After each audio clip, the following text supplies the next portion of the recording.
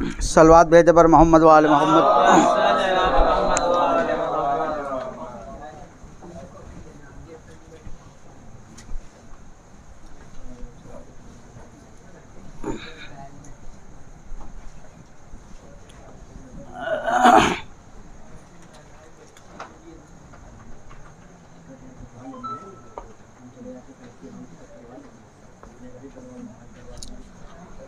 औज़ु बिल्लाहि मिनश शैतानिर रजीम, बिस्मिल्लाहिर रहमानिर रहीम। कल जो हमारा क्लास था वो किससे मुताल्लिक़ था? तौहीद। और तौहीद की कितनी किस्में हैं? 4 किस्में। कौन कौन सी? हाँ, तौहीद ज़ाती, तौहीद सिफ़ाती, तौहीद अफ़आली और तौहीद इबादी। तौहीद ज़ाती का मतलब यह है कि परवरदिगार आलम को एक और अकेला मानना। सिफ़ाती यानी परवरदिगार आलम के ज़ात और सिफ़ात जो है वो एक हैं, जुदा नहीं हैं, अलग अलग नहीं हैं। तीसरी तौहीद इबादी, यानी सिर्फ़ और सिर्फ़ अगर कोई इबादत के लायक है तो कौन है? परवरदिगार आलम है। परवरदिगार आलम के अलावा किसी और की इबादत सही नहीं है, यानी परवरदिगार का कोई शरीक नहीं करार देना चाहिए इबादत में। तौहीद अफ़आली का मतलब यह है कि इस कायनात के अंदर, इस दुनिया के अंदर जो कुछ भी होता है उसका करने वाला कौन है? परवरदिगार है, उसके अलावा कोई नहीं। और अगर कोई दूसरा परवरदिगार आलम के अलावा कर रहा है तो वो इजाज़त परवरदिगार और लुत्फ़ परवरदिगार की बुनियाद पर कर रहा है। अगर परवरदिगार इजाज़त ना दे तो कोई भी किसी काम को अंजाम नहीं दे सकता है। आज के क्लास में हम परवरदिगार आलम के सिफ़ात के बारे में गुफ्तगू करेंगे। ठीक, सिफ़ात परवरदिगार। परवरदिगार की ये सिफ़तें कितनी हैं? कितनी तरह की हैं? हाँ, कौन कौन सी? वो तो अफ़आली की किस्में हैं। हाँ, ये सब तो बच्चों को पढ़ाया जाता है ना, सिफ़ात सुबूतिया और सिफ़ात सल्बिया। सुबूतिया, सल्बिया। ठीक, सिफ़ात सुबूतिया और सिफ़ात सल्बिया। सिफ़ात सुबूतिया को सिफ़ात जमालिया भी कहते हैं और सिफ़ात सल्बिया को सिफ़ात जलालिया कहते हैं। मसलन अगर आ जाए कि सिफ़ात जलालिया किसे कहते हैं तो परेशान न हो जाइए, बल्कि सिफ़ात सल्बिया का दूसरा नाम क्या है? सिफ़ात जलालिया।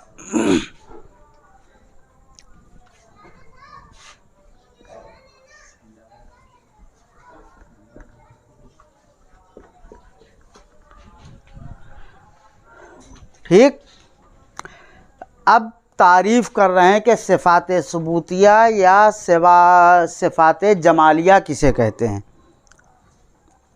कहते हैं सिफ़ात सुबूतिया उन सिफ़ात को कहते हैं कि जो परवरदिगार आलम के जमाल को और उसके कमाल को वाज़े करते हैं। सिफ़ात सुबूतिया किसे कहते हैं?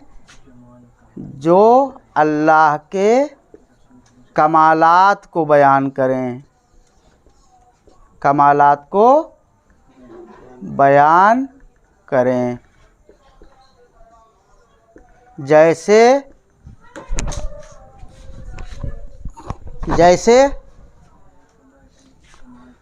कमाल क्या है परवरदिगार आलम के? सिफ़ात कमालिया। जैसे आलिम है, आलिम होना एक कमाल की सिफ़त है। कादिर है, कादिर है, हई है, मुदरिक है ना, मुतकल्लिम है। ये तमाम चीज़ें क्या हैं? सिफ़ात कमालिया हैं, जिनको सिफ़ात सुबूतिया भी कहा जाता है। लिहाजा सिफ़ात जमालिया या सिफ़ात सुबूतिया परवरदिगार आलम के उन सिफ़ात को कहते हैं कि जो परवरदिगार आलम की ज़ात में कमाल को बयान करते हैं, कमाल को वाज़े करते हैं। ठीक, इसके बाद आ जाती है सिफ़ात सुबूतिया के बाद सिफ़ात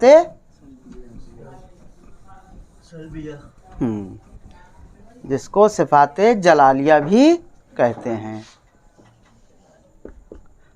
सिफ़ात सल्बिया या जलालिया। कह रहे सिफ़ात सल्बिया किसे कहते हैं? कह रहे सिफ़ात सल्बिया उसे कहते हैं कि जो इस बात को बयान करता है कि मौसूफ़ के अंदर, मौसूफ़ कौन है यहाँ पर? अल्लाह। सिफ़ात सल्बिया इस बात को बयान करते हैं कि मौसूफ़ के अंदर यानी परवरदिगार के अंदर, अल्लाह के अंदर कोई नक्स और ऐब, नक्स व ऐब नहीं पाया जाता है, पाया जाता है। ठीक, सिफ़ात सल्बिया किस बात को बयान करते हैं कि परवरदिगार आलम के अंदर ना कोई नक्स पाया जाता है और ना कोई ऐब पाया जाता है। जैसे मुरक्कब होना, खुदा की एक सिफ़त क्या है सिफ़ात सल्बिया में से कि खुदा मुरक्कब नहीं है। मुरक्कब होना क्या है? एक ऐब है। कैसे ऐब है मुरक्कब होना?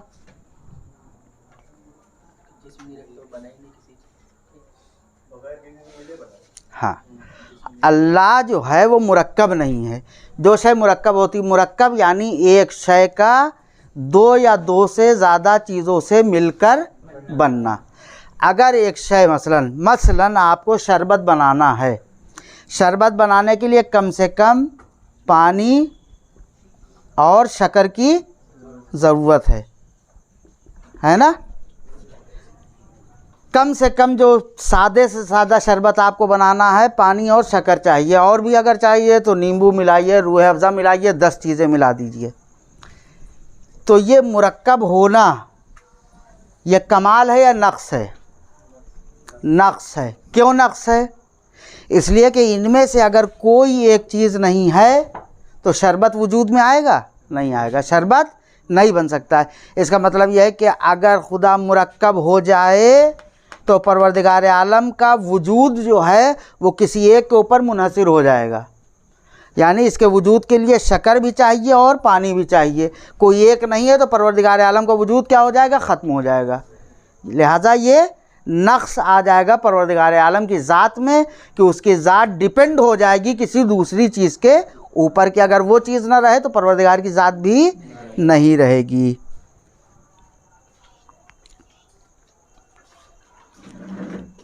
ठीक,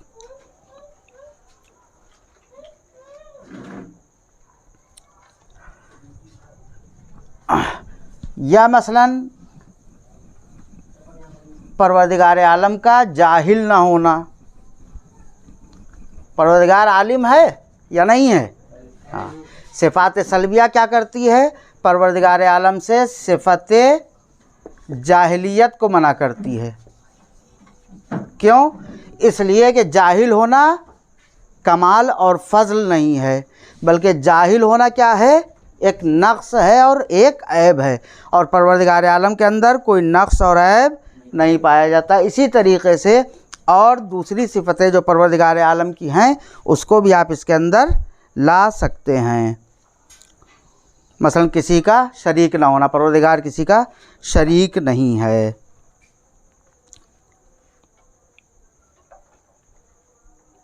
ठीक, अब कह रहे हैं कि कुछ सिफ़ात सल्बिया के बारे में हम परवरदिगार आलम के बारे में वाज़े करेंगे और रोशनी डालेंगे कि आखिर ये सिफ़ात सल्बिया क्यों ज़रूरी हैं।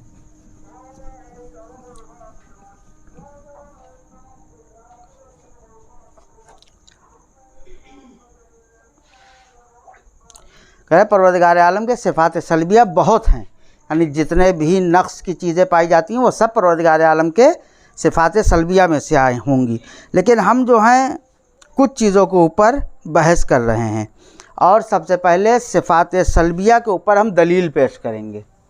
एक आम दलील पेश करेंगे परवरदिगार आलम के सिफ़ाते सल्बिया के ऊपर। ठीक, कह रहे परवरदिगार आलम की ज़ात जो है वो वजूद मुतलक और तमाम कमालात की मालिक। परवरदिगार की ज़ात क्या है? तमाम कमालात की मालिक है, यानी परवरदिगार आलम के अंदर तमाम कमालात पाए जा रहे हैं। लिहाजा कोई नक्स और कमी परवरदिगार आलम की ज़ात में तसव्वुर नहीं की जा सकती है। इस लिहाज से हर वो मफ़हूम के जिसमें किसी तरह का नक्स और ऐब पाया जाता हो, उसको हम परवरदिगार आलम की ज़ात से क्या करेंगे? सल्ब करेंगे। सल्ब करेंगे यानी दूर करेंगे। क्योंकि परवरदिगार आलम की ज़ात तमाम कमालात की मालिक है, लिहाजा हर ऐब को मना करेंगे परवरदिगार आलम की ज़ात के लिए। ठीक,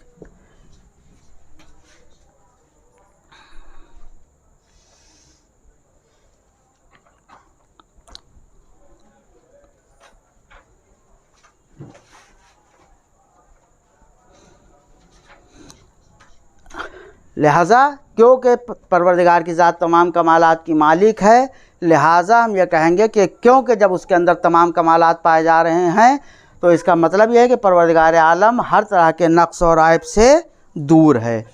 अब परवरदिगार आलम के सिफ़ाते सल्बिया में से एक सिफ़त यह है कि परवरदिगार जिस्म नहीं रखता है ना?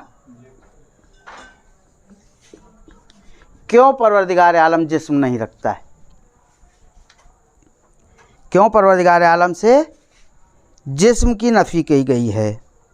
करे कि इसलिए कि परवरदिगार आलम से जो हम जिस्म की नफ़ी कर रहे हैं, तो जो भी चीज़ जिस्म रखती है उसके अंदर तीन चीज़ें पाई जाती हैं। हर वो चीज़ कि जहाँ जिस्म पाया जा रहा है तीन चीज़ें पाई जाएंगी। क्या चीज़? एक तूल पाया जाएगा, तूल यानी लंबाई। अरस पाया जाएगा, चौड़ाई। और इर्तिफ़ा यानी बुलंदी। ये तीन चीज़ें उसके अंदर पाई जाएंगी। जो भी जिस्म रख रहा होगा, तूल, अरज और इर्तिफ़ा वहाँ क्या होगा? पाया जाएगा। यानी जैसे आपका जिस्म है, तो आपका जिस्म एक जगह लेता है, एक जगह लेता है। यही जगह जो लेता है इसी को तूल, अर्ज और इर्तिफ़ा कहते हैं। लिहाजा जब हम ये कह रहे हैं कि तूल, अर्ज और इर्तिफ़ा पाया जाता है जहाँ जिस्म होता है, अब अगर हम ये कहें कि परवरदिगार आलम जिस्म रखता है, तो इसका मतलब यह है कि वहाँ पे तूल भी पाया जा रहा है, अर्ज भी पाया जा रहा है और इर्तिफ़ा भी पाया जा रहा है। यानी परवरदिगार आलम इन तीन चीज़ों से मिलकर बना है। और हर जिस्म क्या होता है? मुरक्कब होता है। अभी मैंने कहा हर जिस्म क्या होता है? मुरक्कब होता है, वो मिलकर बनता है। मसलन आपका जिस्म है तो काहे से मिलकर बना है? आग, मिट्टी, पानी, हवा से मिलकर बना है। मसलन ये है, ये भी एक जिस्म है, प्लास्टिक से मिलकर बना है, रोशनाई से मिलकर बना है। तो हर जिस्म जो होता है वो किसी न किसी चीज़ से मिलकर बना होता है। और हम ये पहले ही साबित कर चुके हैं कि परवरदिगार आलम की ज़ात जो है वो क्या है? मुरक्कब नहीं है, यानी किसी चीज़ से मिलकर नहीं बनी है। लिहाजा इससे ये साबित हो जाता है कि परवरदिगार आलम जिस्म नहीं रखता है।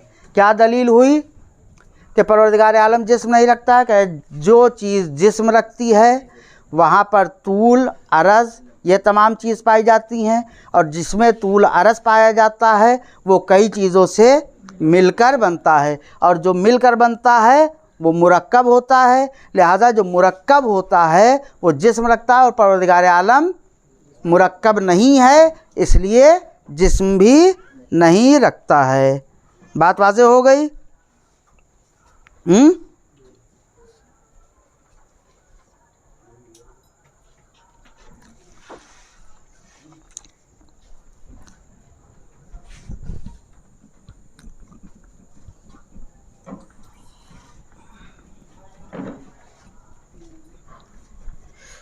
लाइट चली गई ना, बहुत गर्मी हो रही है।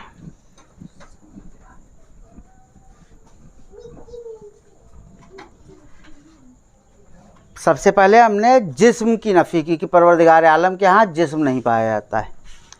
दूसरी चीज़ यह है कि परवरदिगार मकान नहीं रखता है, ये भी सिफ़ाते सल्बिया में से है ना। इसका मतलब यह है कि परवरदिगार आलम मकान नहीं रखता, इसका मतलब यह है कि परवरदिगार आलम किसी एक सिमत में नहीं रहता है। यानी आप ये नहीं कर सकते हैं कि परवरदिगार ऊपर रहता है, परवरदिगार नीचे रहता है, परवरदिगार आगे रहता है, परवरदिगार पीछे रहता है, या दाहिने रहता है या बाएं रहता है। यानी परवरदिगार आलम मकान नहीं रखता, इसका मतलब यह है कि परवरदिगार आलम के लिए आप जिहत और सिमत को मुअय्यन नहीं कर सकते हैं। ठीक।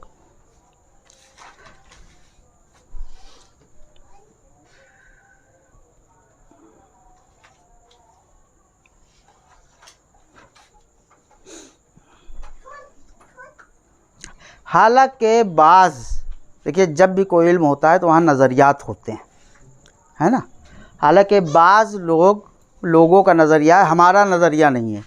बाज़ लोगों का नज़रिया है कि नहीं, परवरदिगार आलम के लिए जहत है, परवरदिगार सिमत में पाया जाता है, और जिस सिमत में वो रहता है वो कौन सी सिमत है? बुलंदी की सिमत है। यानी परवरदिगार ऊपर रहता है, आसमान में रहता है। कभी कभी हम भी अपनी ज़बान में कहते हैं कि ऊपर वाले से डरो, है ना। हालांकि ये गलत है कि ऊपर वाले से डरो। अगर हमने कहा ऊपर वाले से डरो, इसका मतलब यह है कि हमने परवरदिगार आलम को महदूद कर दिया एक जगह से, और परवरदिगार की ज़ात वो है कि जो महदूद नहीं है।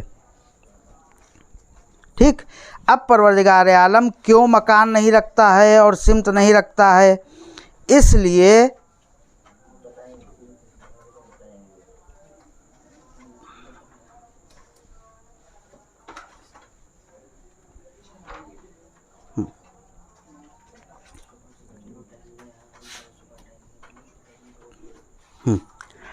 क्यों परवरदिगार आलम जो है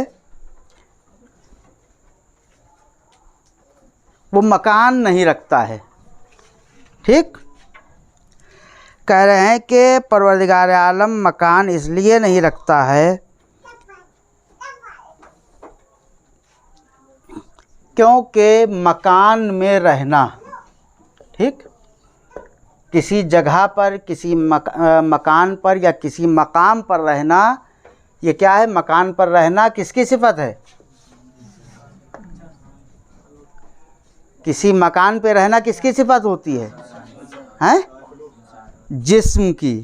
जिस्म हमेशा किसी मकान में रहता है। मकान पर रहना जिस्म की अलामत है। हमेशा जिस्म ही मकान में रहता है। जहाँ जिस्म नहीं पाया जाता है उसके लिए मकान नहीं होता है। ठीक। तो मकान में रहना किसकी अलामत है? जिस्म की अलामत है। और अल्लाह क्या है? जिस्म नहीं रखता है, लिहाजा परवरदिगार आलम मकान नहीं रखता है। जब जिस्म नहीं रखता है तो मकान भी नहीं रखता।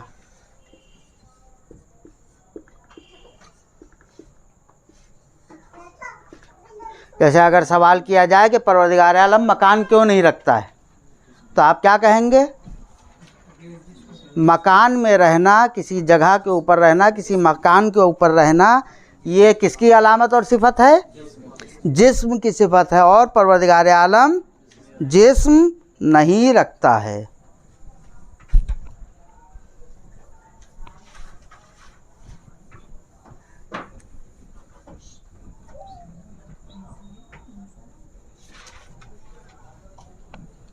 ठीक।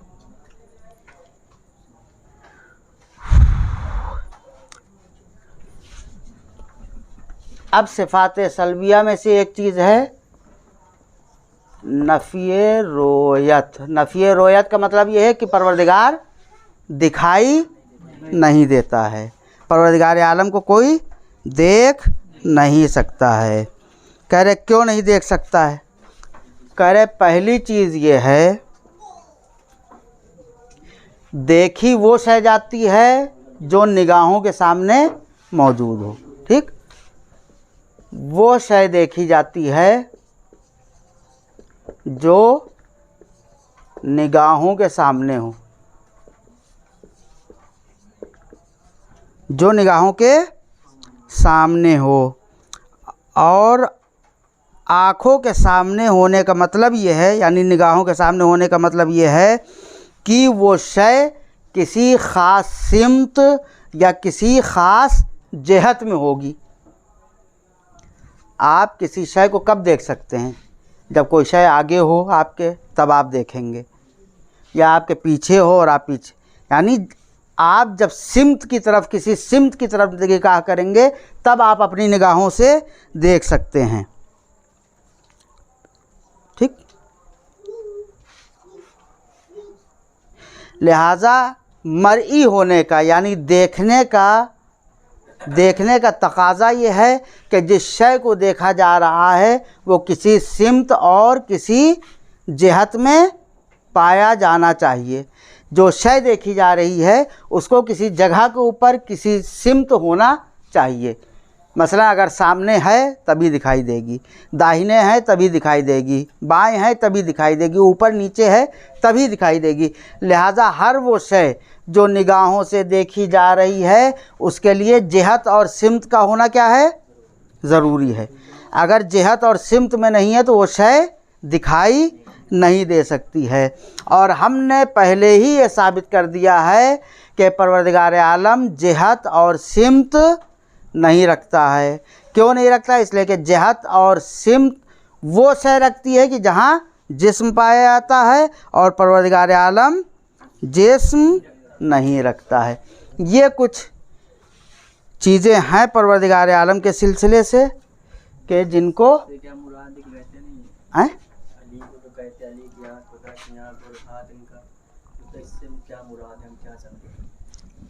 अल्लाह का हाथ, अली का हाथ। हाँ, सही कहा। अल्लाह के यहाँ कुछ भी नहीं पाया जाता है। ठीक, अगर ये कहा जा रहा है कि अली की आँख अल्लाह की आँख है, अली का हाथ अल्लाह का हाथ है, तो ये हकीकी माना इसके नहीं है। यानी हकीकत में ऐसा नहीं है कि अली जो है वो अल्लाह का हाथ हकीकत में हैं। ठीक, इसका मतलब ये नहीं कि हकीकत में मौलाए कायनात अली का, खुदा का हाथ हैं। ये और बात है कि क्योंकि बहुत से अल्लाह ने अपने कामों को मौलाए कायनात के हवाले कर दिया है, इसलिए कहा जाता है कि अल्लाह की आँख अली की आँख, अल्लाह का हाथ अली का हाथ। मिसाल के तौर पर आप कहते हैं ये मेरा दाहिना हाथ है, ये मेरा राइट हैंड है, ये मेरा लेफ़्ट हैंड है, तो इसका क्या मतलब? क्या हकीकत में ये लेफ़्ट हैंड या राइट हैंड है? कहा नहीं, इतनी क़ुर्बत है, इतने करीब हैं, इसलिए कहा जाता है कि ये हमारे राइट हैंड हैं या लेफ़्ट हैंड। इसी तरीक़े से मौलाए कायनात परवरदिगार आलम से इतने ज़्यादा करीब हैं कि जिसकी बुनियाद पर यह कहा जा रहा है कि मौलाए कायनात क्या हैं?